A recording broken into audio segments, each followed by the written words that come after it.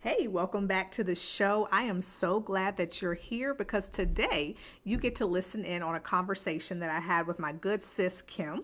So, let me tell you a little bit about Kim. Kim Douglas is a speaker, life coach, and career consultant. It is her desire to see women walk confidently in their God ordained gifts and assignments.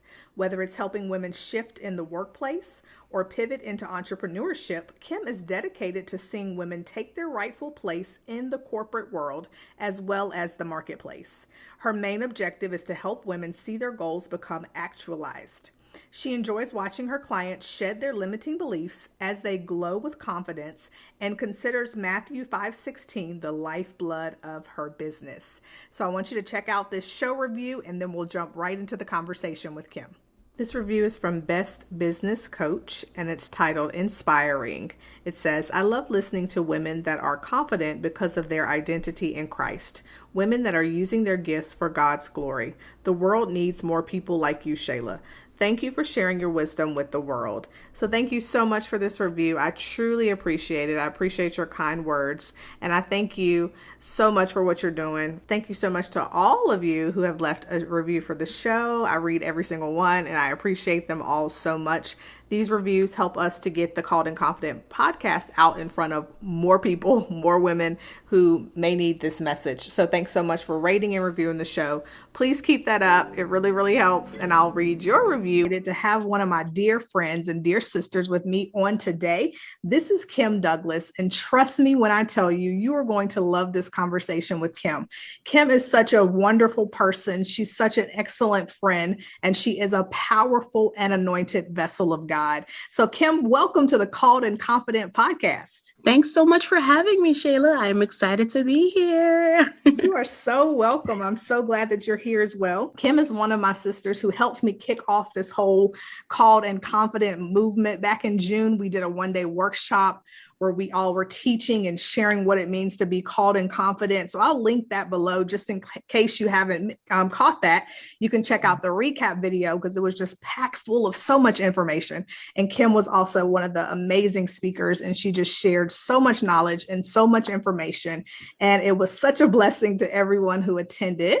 So, Kim, to get us started, will you just introduce yourself however you want to? Sure, guys. Well, you heard my name is Kim Douglas. I am a career and life coach.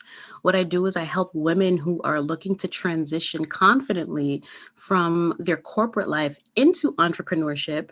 I help them do that. I help them do that with exploring, areas that they wouldn't typically explore, such as their emotions, finances, things of that nature. I call my coaching style a holistic coaching style where we want to touch on all aspects so that when you're ready to take that leap, no stone has been left unturned. So that is what I do.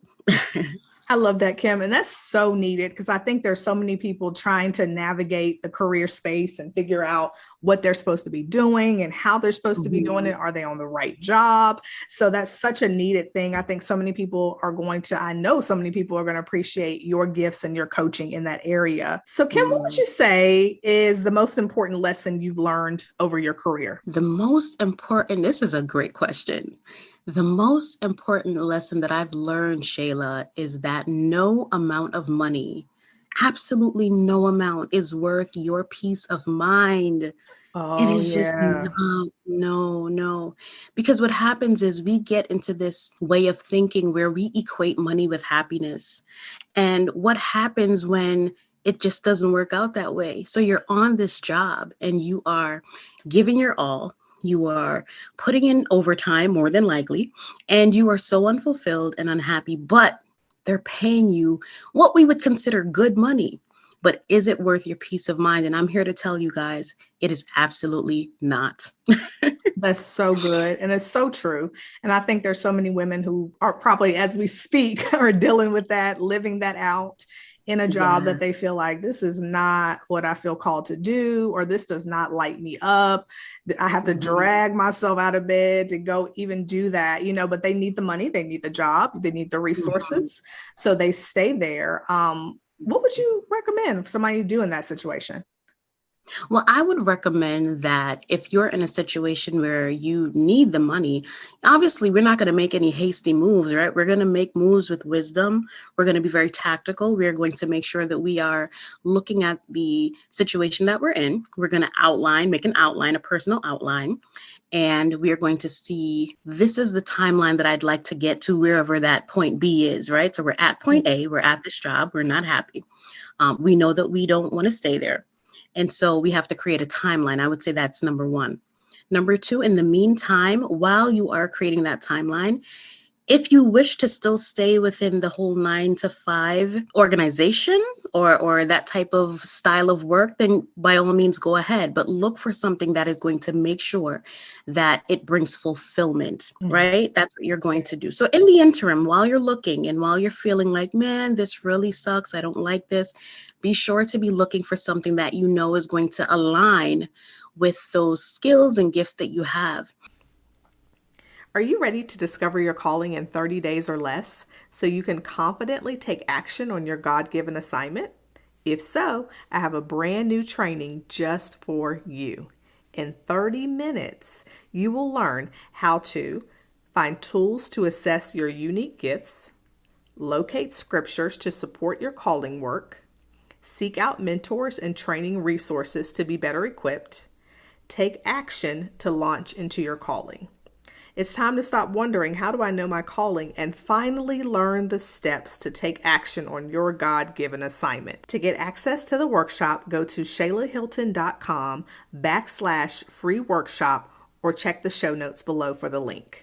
If you're looking to transition into an entrepreneur space, well, this is the time where you want to start getting things set up. You want to do your research. Do you want an LLC? Do you want an S Corp? What are you going to do in terms of the organization of that business? Start doing your research, but make sure that you are making moves, because what's going to happen is you will get so complacent and so comfortable, and you will say, well, I hate it here, but the money's great. And what's going to happen is weeks will turn into months, months will turn into years.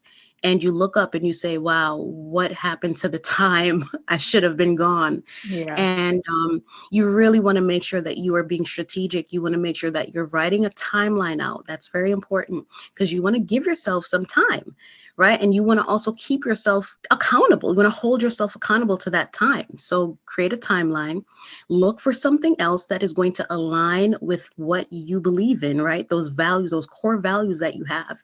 And again, the same thing, if you're looking for entrepreneurship opportunities and you want to make sure that you're going into a field that's aligning with your core values, and you're also doing your research before going into that space. That's so good. So helpful, Kim. I know the people are taking notes because all of that is so good. And so I'm thinking right now Yes. about listeners who may be feeling stuck in life. They're feeling stuck in their personal lives or stuck in their career, or they're just feeling like, I just don't even know what to do next. And they have just Mm, become extremely discouraged. What mhm. would you say, or what is it that you do to keep going when you're feeling discouraged, or what's some words of encouragement you would offer to that woman? I would offer this: get on your knees and pray. Mhm. Get on your knees and pray, and you tell God exactly how you feel. Do you know why? Because He already knows. That's number one, right? But number two is He wants you to come to Him, because typically when we feel discouraged, it's because we haven't reached a certain goal that we'd like to have reached, and He has all the answers. Maybe He wants you to make a detour, Yeah. maybe He wants you to course correct, but we'll never know that if we're not communicating with Him. So I would say, keep your head up, get on your knees and pray, and tell God about your plans, what you'd like to do, and hear what He has to tell you, but keep going. One of the things that I do to keep going is I make sure that I remember my why. My why is the thing that keeps me going. And I also keep in mind that the decisions that I make today, the things that I do now, are going to impact my life for the next 3 to 5 years Mhm. from now. So I have to make sure that I am, even when I don't feel like getting out of bed and I'm like, I can't deal with this, I can't do this, I have to make sure that I'm intentional and I say, come on now, Kim. All right. Now, when you look up 3 years from now, do you want your life to look like A, or do you want your life to look like B? Yeah. And based off of that, then I would say, okay, well, you got to get up. You got to get up because action is going to bring about the thing that you really want. It's not laying in bed. It's not crying over what's happening, but it's actually making a step. And sometimes for me, that step may look like, okay, I don't have all the strength and the energy today, but let me make a correction on my website. Let me just go and Mm-hmm. make that. I found an error. Let me go and make a correction on my website. To me, that's a step in the right direction. It's Yeah. doing something, right? It's not just staying in the feeling and that emotion that you're in for that particular moment. So get on your knees and pray. Tell God about your plans, and also remember, keep in mind that the decisions you make today will impact you in the next 3 to 5 years, or sometimes even longer than that. So we want to make sure that we are remembering our why we're doing what we're doing. That's so good. That is so, so good. So, in the Called and Confident community, Kim, we focus a lot on Mhm. discovering our calling and then confidently walking in that what God in the direction that God is leading us, in that Yeah, what He wants love it. us to do, that assignment God has for us. So, Kim, how did you discover what God called you to do? Well, I knew that my assignment went beyond my 9 to 5. I Okay. just knew that for a fact. That was one of the first ways that I knew.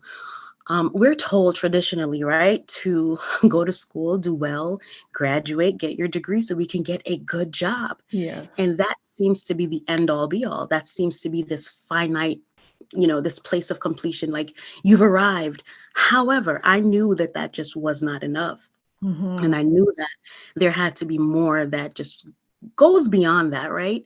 I started feeling unfulfilled. I had attained all of this um, knowledge, and you go to school and you go to grad school and all this, the accolades, and you do well in school, and academically you're really winning and persevering and pushing through. And I'm like, okay, what's next? There Yeah. has to be more Right. than this. There just has to be more. And so I was sitting on my couch one day and God said, you have a light. And just because you try to hide, it doesn't mean your light turns off. And I'm like, God, what are you telling me? Mm-hmm. So naturally, I'm an encourager, and I typically encourage people. I try to get them out of that rut. I empower them. I tell them, listen, you can do it.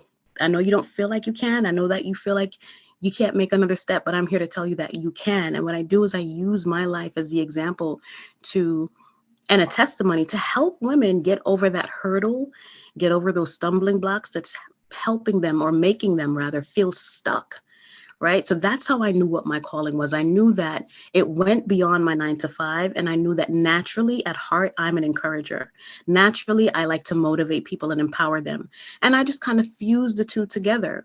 And I knew that one of the things that I didn't want women falling into is staying somewhere where they're unhappy, because that is something I had done for a number of years. And Yes. so I just fused the two, with knowing that I'm an encourager, and knowing that I wanted women to seek after more than just the 9 to 5. I fused the two together, and that's how I came up with the calling. And of course, I prayed, and God confirmed that. So I know that was a long answer, but that's my answer. No, I love that. It's very helpful. And I love Yeah. how you said you fuse the two. So Yeah. there is a point, I'm assuming from your explanation, that where your career and your calling can intersect.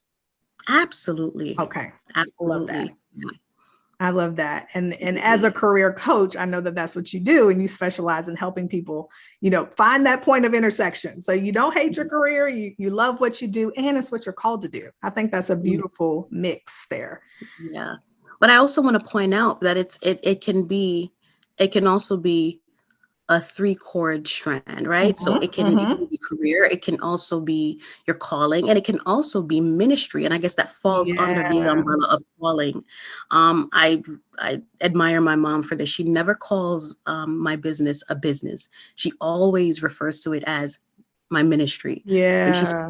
she's like, Lord, bless her ministry. It's not a business, it's a ministry. It's not just a business. Bless her ministry. So, listening to her prayers, I'm like, wow, yeah, she's actually right. It is a ministry, Mhm. and it's my ministry, or my business is faith based. I'm always giving scriptures to back up what it is that I'm sharing with women and helping them. So it's definitely a ministry. So I would say that it can be called, either one. It can be interchangeable. Yeah, that's so true. I totally agree with that. What does confidence mean to you? Wow, confidence. this is a big one because I had to discover that in my 30 something years of being on this earth. Mm-hmm. And when I was much younger, I had a different idea of what confidence is, right? Because you go to high school and there's the popular girls, and you would think confidence is wearing the latest Jordans, or it's wearing, the latest clothes that's out. And of course, growing up, you think, oh, showing up and looking nice, that's confidence. But I had it all wrong. And of course, like many of us, we learn and grow into these things, and we learn as we grow. Sometimes it's growing pains. And confidence, I learned, is not just the outward appearance. Confidence is owning what God has given to you, knowing that He has placed something in your life, knowing that He has given you a calling, a gift, a skill, and an ability. And it's taking now that you know that you have these things, right? It's shifting the pressure of that back to Him. Mm-hmm. So That's good. confidence is knowing that you have all of these skills, talents, and abilities. And it's saying, okay, God, I see that you've given this to me. I recognize that these are the things that you've given to me. But it can be a little intimidating at times. So I'm going to shift it back to you so that my confidence is not in me. My confidence is now in the gift giver. My Yeah. confidence is now in the person who gave me the abilities and who is asking me and who has placed a mandate on my life to carry out what He's given me. So this is where my confidence comes from. And that's what I believe confidence is. It's looking at what you have, it's owning it, right? Mm-hmm. And shifting the weight of that ownership back onto the person who gave it to you, which is God. I love it.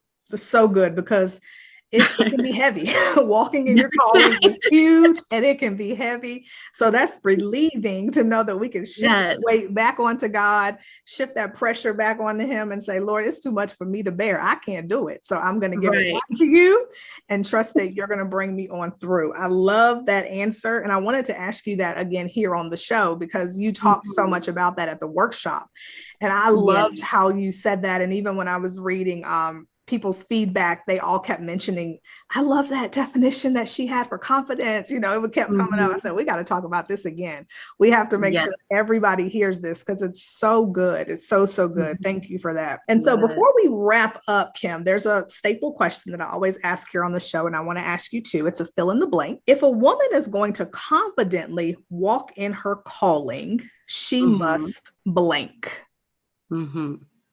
If a woman is going to confidently walk in her calling, she must own what God has given her. And Mm, why I say that is oftentimes we have been given gifts. We know that there's something there, but somehow imposter syndrome, low self-esteem, so many things, are just plain old discouragement kicks in.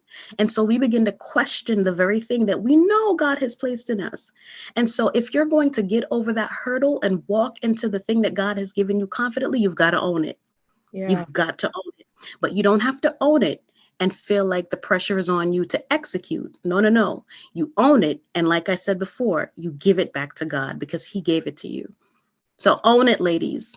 That is so good. That is so good. I feel like I can hear the listeners like, yes, yes, yes, that's good. So, Yeah, so good. So, Kim, I have loved every bit of this conversation. Thank you so much for dropping by the podcast today and no sharing your problem. knowledge and your wisdom and all this great information with everyone. How can the listeners get in contact with you?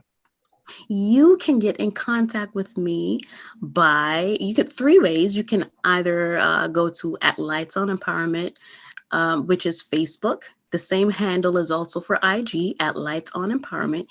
And then you can shoot me an email at info at lightsonempowerment.com. Again, that's info at lightsonempowerment.com. You can also check out my website, which is www.lightsonempowerment.com. I'm looking forward to hear from you guys. I'd love Perfect. to work with you. I know you will. I know they're going to be reaching out to you. So, Kim, thank you again for joining us on the show. I truly appreciate you.